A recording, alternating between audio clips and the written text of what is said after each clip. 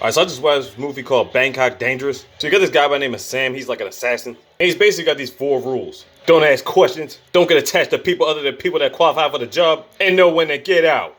And other rules, don't trust nobody. So the thing is, he's been doing this for a long time. Apparently, I think he's trying to really get out. He's got one more job to do, and of course, it's in Bangkok. He gotta kill 4 niggas, and then he getting the fuck out. Before he gets there, he tidies up this last job. This random dude gave him some money, but then he done deals him, hits him with a syringe. For some strange reason, he kept the syringe though.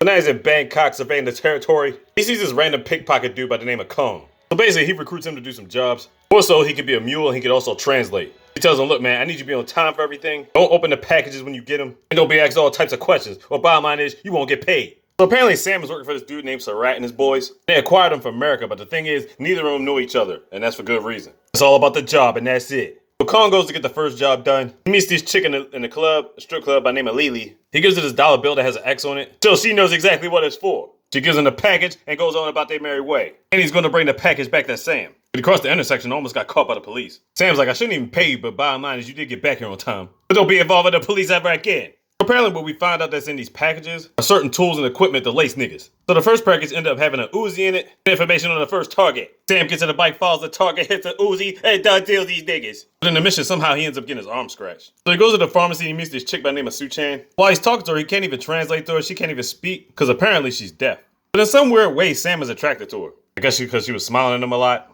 Next thing you know, Kong ends up doing another mission for Sam. He gets a briefcase, but a couple people try to jump him. And they tap up with that briefcase. But Kong got it back to the house. The problem is he thinks Kong looked in the briefcase. So you thinking to yourself, Sam's about to done deal Kong. But because of Kong's injuries, he did manage to get the briefcase back. Instead of killing Kong, he ends up teaching him how to fight. Kong is basically Sam's protege now, so there you go. Afterwards, Kong got a little bit of money now. He goes out and buy Lily a ring. They're not even close like that. It's like, really, dude? I guess he really wants to see what's up with her, so he's like, all right, bet. The bottom line, after a while, Lily starts feeling him. Sam ends up going up to the pharmacy again. Wants to actually take Suchan out on a date. They have dinner. He's eating all these spicy foods that he can't handle. But she gives him these mint leaves for him to eat so it cools him down. Not a whole lot of talking in these segments. It's more so of like hand gestures and stuff like that. Because you got to think to yourself, she's deaf, so you know what I mean? But you can tell they feeling each other. Time to do another package again. But Kong is getting real close to Lily, right? Sarat and the boys are getting curious about the relationship, so they trying to figure out what's up. So Kong gets the package, but then Sarat and the boys start following him. He's like, okay, what the fuck is going on? Sam tells Kong to drop the package off somewhere and put the phone in there with it. Just so Sarat and his boys will stop following Kong. Later on, Sarat and the boys are at the restaurant. The phone rings. On the other side of it is Sam. Sam tells Sarat, stop following my boys or I'm gonna kill your wife.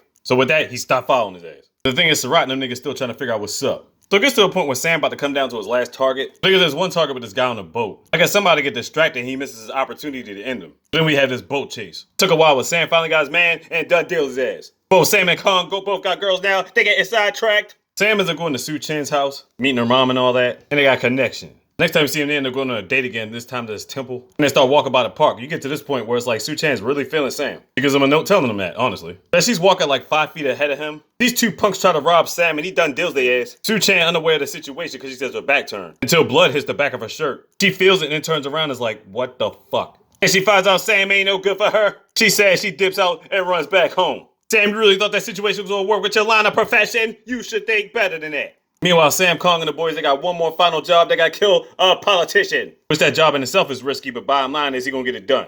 So Sarat and the boys are thinking to themselves, once this job is done, we gotta get rid of access, random niggas out the way. So basically, they kidnap Lily so they can lure Kong there, and they lock his ass up, he gets duffed too. But not before he was able to deliver the final package to Sam. So Sam goes to the building, he's finally ready to deliver the business to this politician. So the politician's doing this little celebration around the corner or whatever like that. He sees all these people's faces about they adore him and whatnot. And Sam usually he only kills bad guys. So it's starting to affect his conscience a little bit, you know what I'm saying? I mean, hell, he was trying to get a girlfriend, you know what I'm saying? Taking their proteges and whatnot. But I feel like he was doing this just because he knew this was going to be his last mission. He's ready to get the fuck out the game. So basically his conscience comes into play and he decides not to kill the politician. But then the police see him in the building, all of a sudden they start shooting. It's tough for Sam to get away. So he makes a slick getaway, he gets back to the house. But all of a sudden somebody comes to the house, is it the boys? They downstairs surveying the territory. Sam ends up dropping some paint cans down the steps. But the paint cans got C4 on them. Gets them niggas done deal while he hides in a bathtub. One of the guys that came to kill him ended up having Kong's watch on their arm. So we find out it's Sarat's boys.